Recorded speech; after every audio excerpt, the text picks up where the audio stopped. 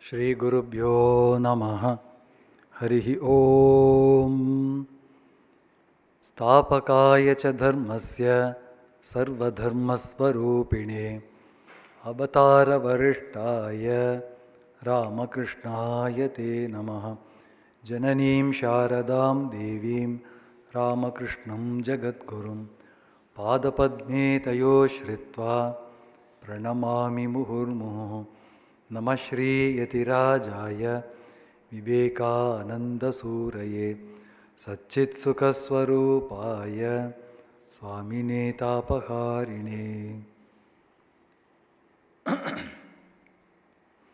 Dharam Dharam Kalvidarum Vurunalum Talar Variya Manam Tarum Deivavadivam Tarum Nenjil Vanjamila Ninantarum நல்லன எல்லாம் தரும் அன்பர் என்பவர்க்கே கனம் தரும் பூங்குழலால் அபிராமி கடை கண்களே கனம் தரும் நீள்குழலால் க்ஷேமங்கரி கடை கண்களே.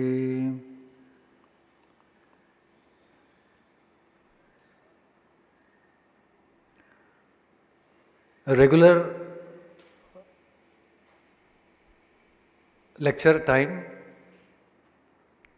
a very easily and leisurely Sunday for both the speaker as well as the listener. But the topic that we have chosen is really very serious and a topic that requires a lot of attention. I don't know whether you have seen the title, To Be or Not to Be, a spiritual soliloquy. Clearly tells that this lecture is not meant to give answers. It's only to raise as many questions as possible. You may say, as such, the life is so complicated. Why do you burden us with one more question? A similar such event happened with Ramana Maharishi. Whenever I remember this, I cannot check my chuckling. So, one devotee went to Maharishi and asked, there are so many problems, and what is the way to solve these problems? Then he said, ask yourself the question, to whom these problems are coming? And the devotee came out and told that I went with 10 problems, I came out with 11th problem. Now I have to find who I am, that is the 11th problem I have. So that way, but in the modern days,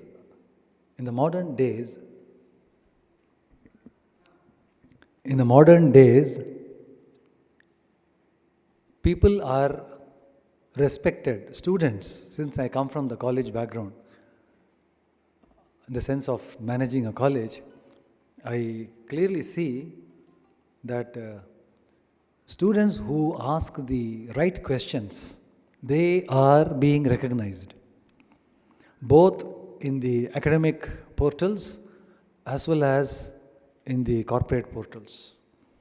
If you are able to ask the right question, then you are noted. Because questions can come only when we already have very good understanding of certain basic concepts. Only then you can ask intelligent and life-transforming questions. People array in a queue in a railway station for buying tickets. We, the humble citizens of the country, we do not mind obliging to the system and waiting in the queue. But there was one guy among us who asked the question, why should there be a waiting at all? So it began with a question. He was troubled with a question. So I wanted to catch up this particular idea of questioning itself. Because to be or not to be is actually a question. It's a coupled question. Yoga Sutra, while describing several samadhis, several stages of samadhis, it describes one particular samadhi, that is the beginning, the first samadhi. It says, Savichara samadhi. Savichara samadhi. And then the next stage will be nirvichara samadhi. And there Patanjali goes and explains what is this term. Actually, Patanjali doesn't explain. The commentators later on, they explain, like Vyasadeva and even our Swamiji in his Raja Yoga book. He explains what is the meaning of this term vichara. What do we understand by the term vichara? Vichara, we generally talk as analysis, correct? But technically, vichara means question. It is actually a question. Now, if we dwell into our own mind as to how we are experiencing and cognizing the various sense objects, particularly the ones which are very intimate to us, very near. So much so, I can even ask this question: how do you recognize me? How do you recognize your things that you carry with yourself? You will say, I know. But Yoga Sutra does not stop there. It is not happy with the answer that I know. It is asking the question, how do you come to know about it? See, that's a very, very important. It may look very leisurely talk in an easy chair. How does it matter? As long as I know, it's okay. Na? But Yoga Sutra, being a text on psychology, it asks questions at every point. And it asks this question that how is it that you are able to cognize? You see. Fantastic. So you come to know the objects of sight. Yes. Is it always you come to know about the objects? No. We do not.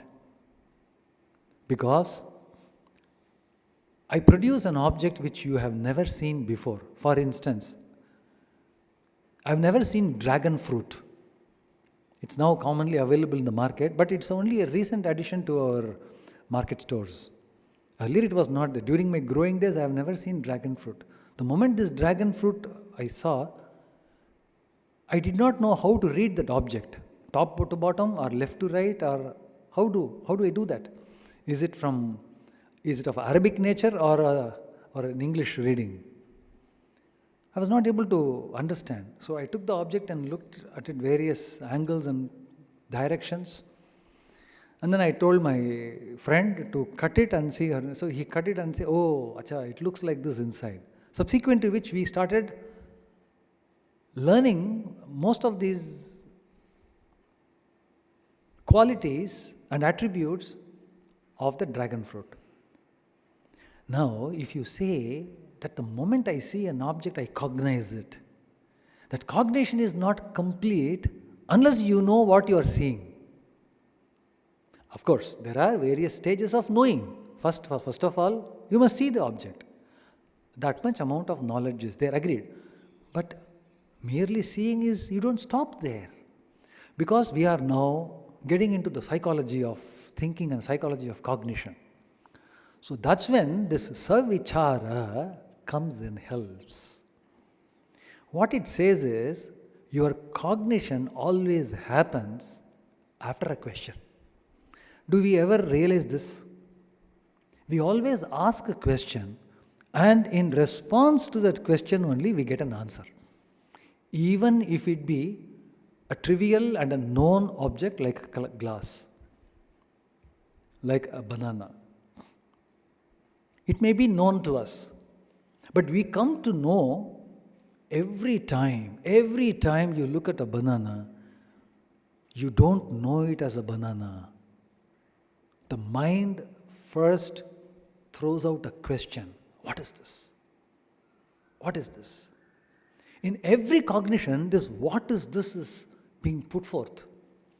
And this question, what happens is, it penetrates into the chitta, which is the storehouse of all your experiences.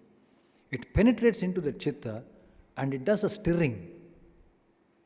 The moment it does a stirring, along with this banana object, comes out the answer that it is banana. And if you were literally to do it, if you were to do this particular exercise literally, it will be extremely taxing. For every object, we cannot do that. We cannot consciously do that. But our mind is so powerful and fast that we don't even know that it is actually asking the question and getting the answer. So the process of asking question is very, very intimate to our existence. And the questions, unless it is asked, we don't get an answer. This is psychology. Of course, this is just a beginning. There are subsequently 6 different stages of samadhi. So the very first is Savichara Samadhi, gives us a hint as of how we are going through about cognition. Namely, we ask questions. But now, do we get the right answers? The difference between people, one from the other asking question is, the difference is in the answers that you get, not though the questions may be same, the answers are different. For instance, have we ever asked this question, why are we what we are? You can always ask the question, how? How are we what we are? It's very easy to answer. How is it that I am an engineer? Of course, I got admitted in an engineering college. Eventually, I will get an engineering degree. So, how is easily answered. But why? Why is that we are what we are? Is it by a matter of habit? Is it by a matter of choice? Or is it by, what is the third alternative? Fate. By fate. You are condemned or you are deemed to be so that you cannot change that. So we have 3 choices. By habit, of course, you can change. By choice, you can change. But if you put it into the fate category, sorry, our lecture stops here. In this lecture, we are not going to believe fate because we are sincere followers of Swami Vivekananda. He says, take the fate in your hands. Don't allow the nature don't allow the nature to consume you. These are all Swamiji's words. So it's either a habit or it's a choice. Now, habit is actually the kind of choices we have made in the past. So finally, at every time, it's only the choice that comes as an answer to why we are for what we are. There is no one else to be blamed. There is no one else to be praised. If I am a Nobel laureate, for instance, the entire glory comes to me. Of course, I might have received help from others. That's okay. But there is a significant I in that component. So we can really own that. We really require a justification to feel happy about it, and we do have it. So why we are what we are is a very important question. And then another question is,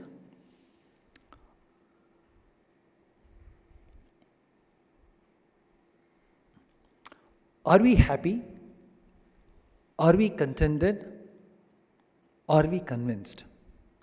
In the choices that we have taken, or in the habit that we are pursuing, 3 questions now come. Are we happy with the habit that we have got?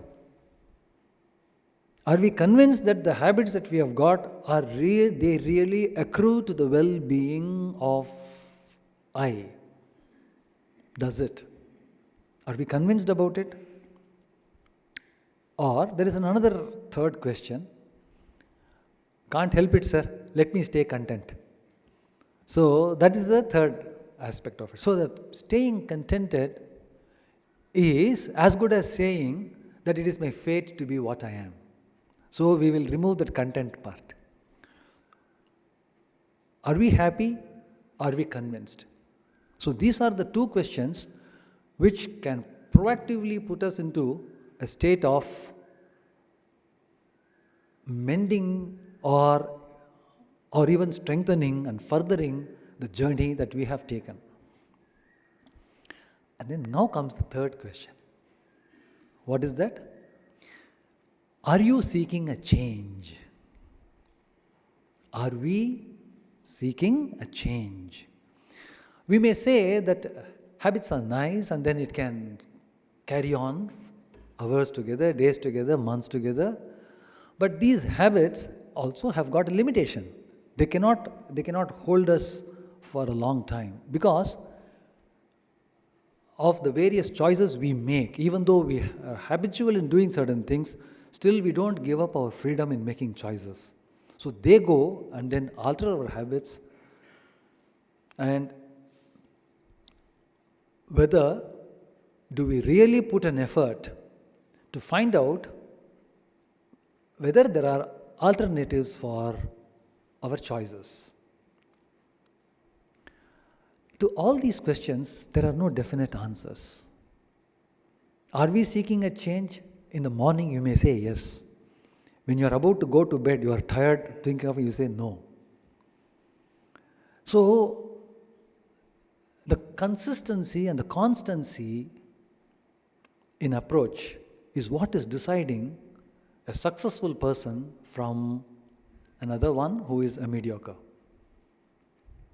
A person who continuously observes himself and seeking a change. For example, Sri Ramakrishna says that can you dedicate all of your powers at the holy feet of Mother and seek the love for her lotus feet? Now this I take it as a sentence which I want to emulate in my life. Okay, now I have a choice. Do I have a choice to take this particular sentence and do it? I may or may not have. I don't have the liberty to do. I don't have the leisure to do. Suppose I am pressed with a lot of family circumstances. I don't want to use the word family. If we can use it generally, the worldly circumstances, the social circumstances. It may not permit me to entertain certain questions, even though it may be of an immediate calling for us. We may not be able to know. Swami Vivekananda will come and say that the infinite spirit is there for your calling. The sleeping Leviathan is waking up. But do I experience that? I have not given myself enough time and energy to unearth this particular force, energy that is contained within me. Gifted are those people who have the leisure to do that. Is it so? Or is it a mere excuse? Is it that I am giving myself an excuse that the social circumstances is so and so, my physical well-being is so and so, the people around me are so and so, the climate is so and so? Is it that? For all these questions, is there a definite answer? That's when we come to the title of the topic, to be or not to be. Even though it might have had an origin from a different line of faith, but the question is very, very pertinent. Let us take a very pragmatic scenario. Way back in the Kurukshetra times, Arjuna was in the field, all set for the war. And we know Krishna made it convenient for Arjuna to have a panoramic view of the enemies. And then he made the Ratha stationed at a vantage point. And Arjuna took a glance from left to right, and then all of a sudden, we know what happened. He saw his own Swashuran, Bhratrun, Matulan, Gurun, all of them are relatives. the masters, the teachers. But you look at Arjuna, do you think that 13 years of Vanavasa that he had, was he not aware of the same Bhratru, Matula, Swashura, Pitru and Guru? Was he not aware of them? He was indeed aware of them, very much aware of them. And he was actually the force behind, so to say, he was thinking that he was the force behind setting up the stage of war. He thought that he was the reason. Arjuna was also an instrument in that war. He was also an actor and a player. He was never the orchestrator. The orchestrator was Sri Krishna. Arjuna, in fact, forgot that. So he was thinking very, in a manner that would make him a befitting opponent in the Kurukshetra war. He was completely convinced that he is going to win the war, for that matter. But with all the settings in the backdrop, the moment he came to the warfare, what happened to him? All of a sudden, a kind of a weakness overpowered him. What is this nature of this weakness? What is the nature of this weakness? Is Acharya Shankara, he says, the weakness has born forth from what is called as the filial love that he had with his family. That filial love has created a kind of a veil, a cover, a curtain, a covering of the truth. The veiling of the truth happened because of the filial love that he had.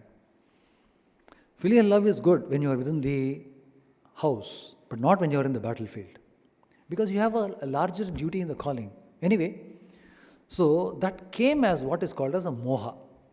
Moha comes from the word muh. Muh means to cover. What do you cover? You cover the truth.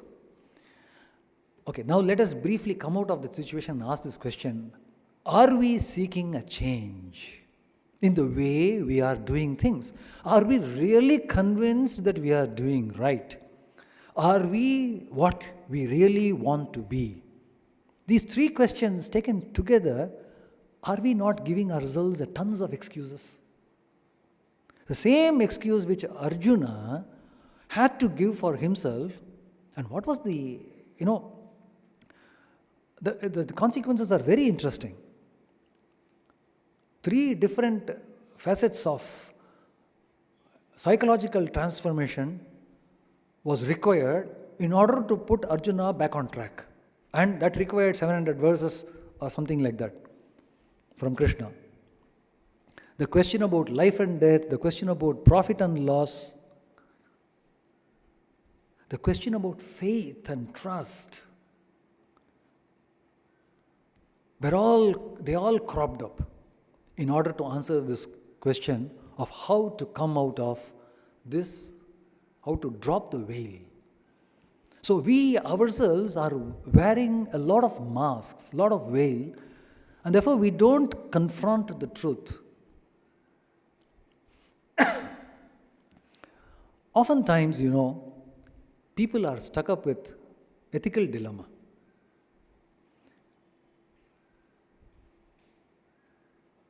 You go to the company, you go to the office, your work is not done. Now, if you pay extra, your work is done. Now, the question here is, whether do I go and corrupt the system for my personal sake? Or, why should I worry as long as my things are done? I have not come here to change the world. That's another perspective. I'm not born in this world to change the world. They say, play along. Now, how many excuses are we going to give ourselves? Morning we wake up and say that the ideal time for sitting is in the morning, but the winter has been a bit cold, so let us wrap ourselves in the rugs for a few more minutes into hours. Sunday, it's anyway our day. Maybe a cloudy day, but still it is a Sunday for us. what happens is that with all these kind of now the excuses that we give for ourselves is also not born out of choice, we may think. We may say that we have been doing this. It's a habit. It's our habit to give an excuse. They say whenever there is a mistake that has happened, the mistake always have to be analyzed, and you'll have to blame someone who is the reason for that mistake. It is must. If there is a failure in conducting the NEET examination, you will have to understand and find out, and then find out the root cause and dismiss the guy who is the cause of that problem.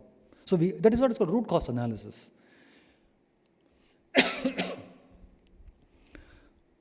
So the habit that we have created for ourselves, if we do the root cause analysis, where does it lead us to? Another question. Where does it lead us to? Do we end up saying that it is very natural to do so? There is another popular opinion people give, We are wired by nature this way. The nature wants us to be this way. When we talk of, say, sense control, when people ask this question, okay,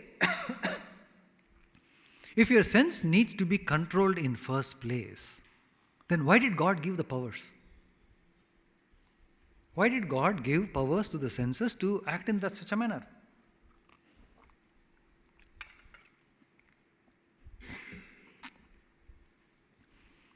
The powers of the senses are there for it to be experienced, for it to be manifest. Now you may say, no, our scriptures come and say, no, see, if you invest all your energy in the senses, then you're wasting it. But the energy is meant to come through senses. No, see, senses have got limited strength. It cannot give you more love, more energy, more joy, more happiness, more experience. It cannot. It's limited. So what? God has made it that way. If you say that there is a nature, there is a God, He has made it that way. Why is it that I will have to overrule that? Excuses. Swami Vivekananda had to face this question. He says that if expression of nature can give you a quantum of energy, a quantum of result, then the control of the nature gives you a multifold of quantum. So God gave, so to say, the nature has presented us with all this sense power, sense energy, by the control of which you get more power. When we say knowledge is power, I was recalling this idea early this day. When we say knowledge is power, then what is power in the knowledge? The power to control. The moment you say that you are able to control the circumstances, a vehicle which is going in 20 kilometers, you can control it and then push it up to 40 kilometers. You can accelerate to 40 kilometers. That means what? You are exercising your control on the engine. And a machine which is going fast, you can slow it down to a grinding halt. You are again exercising your control. In order to exercise the control, you need to know how to operate that. So that's knowledge. So knowledge is identically equal to power. So if we really want to control the senses, when there is a lot of power behind that, if you want to control the senses, then we need to know how to control this. Need to know what these senses are made up of, how these senses are put into action. Swami Vivekananda says at one point, people say that you make choices, but we are not making choices. Our choices are already made. Our choices are already made. He means to say the habit. By the force of the habit, we think that we are making choices. No, the habit is forcing you to take, and the modern science also approves this particular idea that you say that you want to have a coffee, say, in the evening, but the idea that you want to have a cup of coffee in the evening, that idea has already started mooted hours before. It was not a spot decision that you have taken. And hours before, that idea has already started churning in your consciousness, in your mind. And then that is manifesting at about 5:30 p.m. for you to take a cup of coffee. The wiring within our system has become so predictable that we often mistake our own habitual behavior to be our choice. So the question here is to be or not to be. That is, whether you have the freedom to take a choice or you are the way you have to be. Similar predicament, to continue with Ekalavya and Drona. Ekalavya went to Dronacharya and said that, "Sir, I need training. I see that you are training the kids. I too am a kid. Can you train me?" Drona said, "I cannot train you." I don't know how many harsh words he might have told Ekalavya. I'm not digging into that. But Ekalavya came back and told his mother that Dronacharya has refused to tutor him. And then it seems his mother told, if we are bound this way, then we have to be what we are. Motherly love, she doesn't want to hurt the child. But Ekalavya thought otherwise. He was able to make a choice of whether to oblige with the mother's assuaging advice or pursue the acquisition of knowledge. Between assuage and acquisition, he chose acquisition. Emma Calvé, she is a French opera singer. She was a very popular singer during her days. That time, Swami Vivekananda was there in Europe. Then Calvé, Emma, she was very much disturbed. We all know the story that she, after having risen to the Hall of Fame, she was very much troubled by the circumstances. The people, the fame was equally to contribute to her depression, and she decided to commit suicide. I don't know whether she confided this to her friend or not, but her friend understood that something is churning in her mind and advised Emma to meet Swami Vivekananda before she comes to take any decision. Emma went to Swami Vivekananda. As soon as she entered, she saw Swami Vivekananda in meditation. He didn't even open his eyes. That was the description. She writes in her biography. She didn't even open his eyes. He was in meditation, and with a very affectionate, fatherly voice and tone, he greeted Emma, asked her to sit, asked her to stay calm and settle the tension in her nerves. And then he started telling about her past. Her past that led to what is called the present. Now, the thing which I would like to learn from here is that The decision that I am going to take now, as a conclusion, the thing which, are we seeking a change in our life? Emma thought a change will come if she will embrace the end of life. And she thinks that she has the choice to do that. But the moment she understood that she is forced to do that, she came out of that. You see? As long as we think that we are acting upon our choice, we feel a fresh lease of freedom within us. And we become very ambitious, we become very aggressive, we become very exploring. But the moment you say that all the characteristics that you are exhibiting here, they are all nothing but the force of the past that is manifesting in you, then we feel that we have become slave to our past momentum.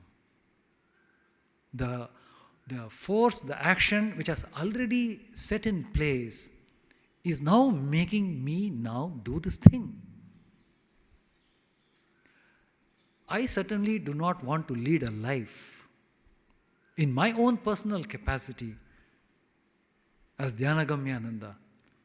I will consider it as extremely demeaning to myself to come under the force of the past, because it does not give me the freedom to choose my future. That's when you rebel. That rebellion was evoked in Emma's mind. That's how I am reading it. That rebellion was evoked. What the circumstances that has to be or not to be here is whether do I embrace this kind of a slavish life, or do I embrace death? Either of which is not her choice. Either of which has been kind of a force that is acting from behind, pushing her into that edifice of destruction.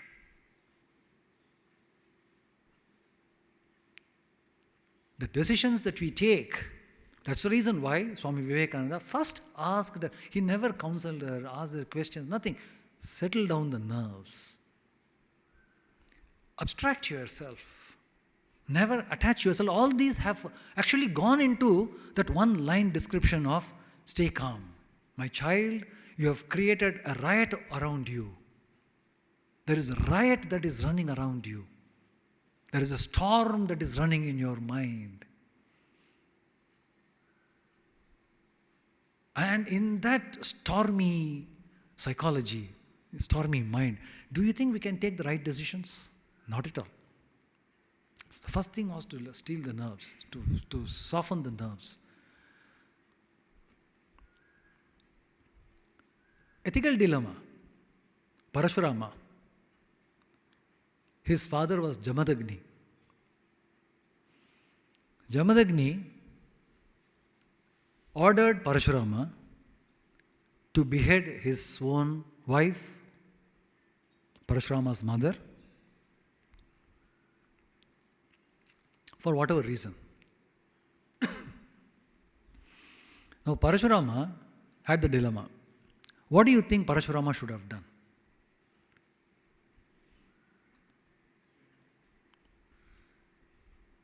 It's a huge dilemma. Parashurama was an avatara. You strip off all those upadhis. In the present circumstances, if such an ethical dilemma comes in front of us, are we in a right state of mind to decide? Parashurama obeyed Jamadagni. And then went and beheaded his own mother. And then brought back the head of the mother in front of Jamadagni and said, give back life to her. He obeyed the master because he knows his master can do better. And he did that. Jamadagni brought the mother back to life. So Parashurama solved the ethical dilemma by knowledge. He never, the same dilemma which Arjuna is now facing through. He has got his own near and dear ones in the front against whom he has to fight. And then what does he say? Swashuran, Matulan, Bhratrun, Putran, Pautran, Sakinstata, Sugrudan, Sugrudas Chaiva, Senayor, Ubhayorupi, Tan Samikshasa Kaunteya, Sarvan Bandhun Vyavastitan, Kripaya Paraya Vishtaha, Vishidan Kripaya Paraya, Paraya Kripaya. He has become completely confounded within the moha, and he has become weak-hearted. Paraya Vishtaha, Vishidan, in sorrowing. And then he says those words. What does those words? Gandhivam samsrate hastate, tvakchaiva paridahyate. You see the kind of psychological transformation he undergoes. Parashuram also should have underwent such a pathetic transformation. But he didn't. Parashurama did not do that. But Arjuna goes through that. And then Arjuna's story is very interesting. We will take it up again. Now we come to the modern times. Prior to, of course, we have already seen Emma Kave. Let us look a little before in the life of Sri Ramakrishna. Mahendranath Gupta. He was a very young man, maybe 29 years old when he met Sri Ramakrishna. Yeah, something around that, 26, 28, 29. These days, I hear quite often, I was referring this in the morning also to another gathering, that children are now under stress. School students and college students are under stress and depression. What has come upon our existence? That they are using these words really not knowing what stress is. Stress is something which actually leads to the total breakdown. It leads to the breakdown. But the children, the moment they face a little opposition, something which is contradicting their opinion, immediately it unsettles them and they seem to be crying or rather parroting that no, this is putting me under stress. It's a very weak representation. And use of words is very, very important to convey one's own emotions. Wrong words will have wrong implications. That's the reason why the yogis, they have a very controlled speech so that they don't say anything in excess. Neither they undermine the value. So they have very controlled speech. Yogasya pratamam dwaram vang nirodha. Nirodha actually literally means to put an end to speech, end to the spending of this so-called guttural energy, the verbal energy. So we should not make excess out of the ordinaries, which we see often. People are doing that. So likewise, 29 years old, to the best of my knowledge, Master Mahashay, Mahendranath Gupta, was going through stress, even those days. And then, family circumstances and the living circumstances were not helping him, and he was deliberating whether to put an end to his life. That was something which is very, very disturbing to know that a person who is coming from a educated strata of the social structure, who has a kind of a very stable employment and a job and a designation which is so very well dignified. He was a college principal that is instituted by most probably Vidyasagar, Ishwachandra Vidyasagar. It's a very prestigious position. And this man, God knows what he was going through, he was trying to end his life. And finally, he ended up meeting Sri Ramakrishna.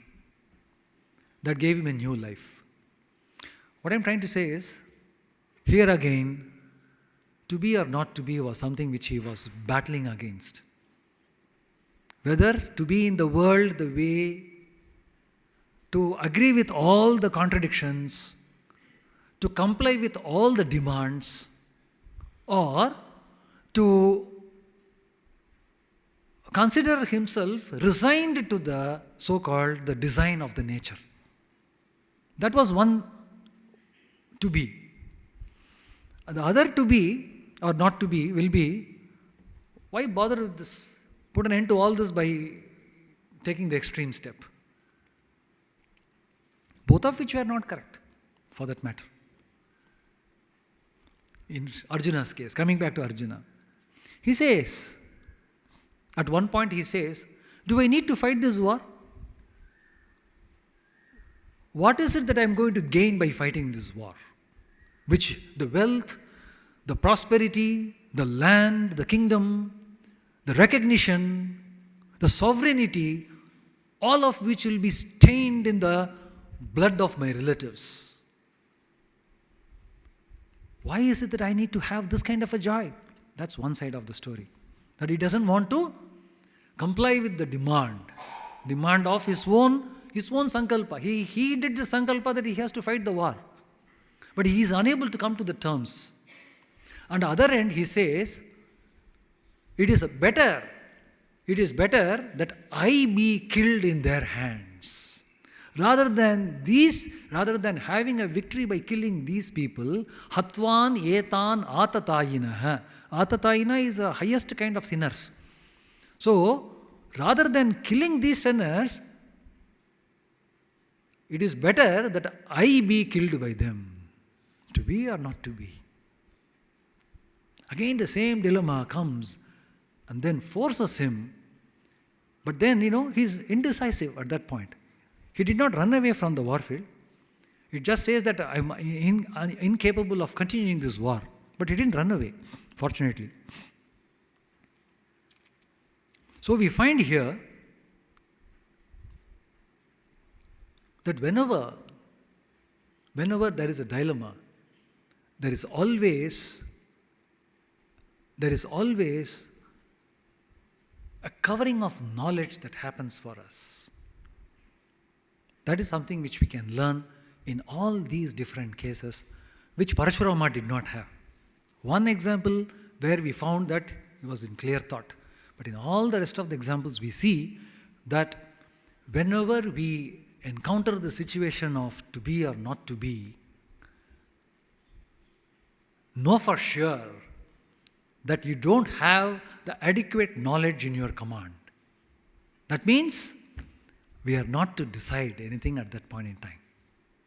Our decisions should be put at abeyance. Before we can actually decide, we need to have clarity. And second thing is, whenever we have this dilemma of to be or not to be, we are very much bothered about the fear of unknown. We really do not know what's going to happen in the future. This is yet another psychological factor which puts us under the crossroads of to be or not to be. Quite often, the fear of the unknown gives us a kind of a misleading opinions. Nimittani cha pashyami viparitani keshava. Arjuna. The fear of the unknown, what's going to happen in the future, what did it create in him? Nimittan, I see ominous signs. That means what? He is creating what? He is just seeing people in front of him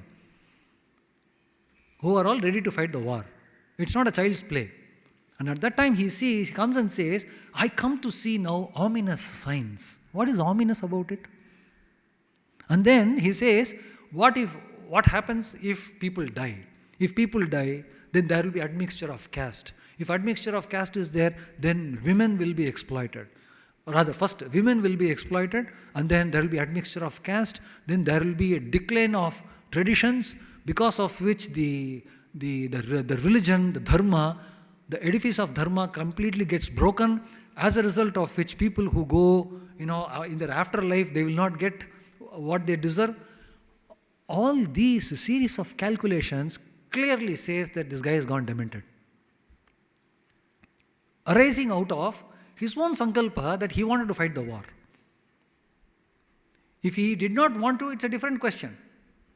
But it is he who had put the efforts to come to that place to fight the war, and at that particular instant, he is disowning. He is completely disowning the idea, taking all ominous, foreseen, unforeseen circumstances. So what is Arjuna doing here?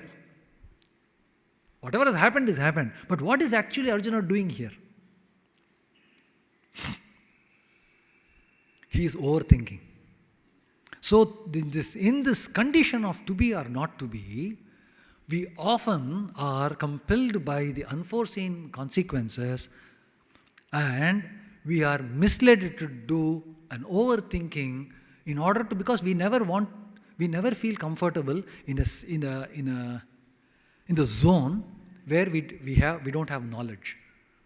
All lights off. What do? We'll switch on the mobile light. We are uncomfortable staying in dark. This is our natural wiring. If you go to a place where you don't know anyone, you are desperate to form connections. Because we never relish ourselves in the domain of ignorance. We feel comforted, we feel happy, we feel secured in the domain of knowledge. So, in order to, since there is a fear of unknown, you want to cover up the unknown with overthinking, which is what Arjuna did. So he had a squarely 3-round failure in analyzing the circumstances of to be or not to be. And, well, as I proposed at the very beginning, I have not come here to give answers to questions. So, the Sunday evening has been squarely spoiled by this questioning. So the thing is, when we are acclimatized to a certain way of doing things, just because we are acclimatized to that doesn't mean that we are doing right. It's just that so that's why Sri Ramakrishna says, knowing alone is not sufficient. Do you feel? I know God is great, but do I really feel that the God is great? I know that the God is motherly, but do I feel that God is motherly? I know God is compassionate. Do I really hunger for that compassion? So he always touches the feeling aspect.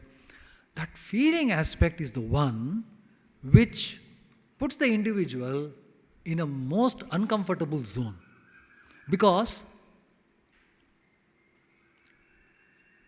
for the simple reason that he cannot give excuses. In knowledge, you have got a lot of excuse. But in feeling, you don't have an excuse at all. Either you feel or you don't feel. Either you have it or you don't have it.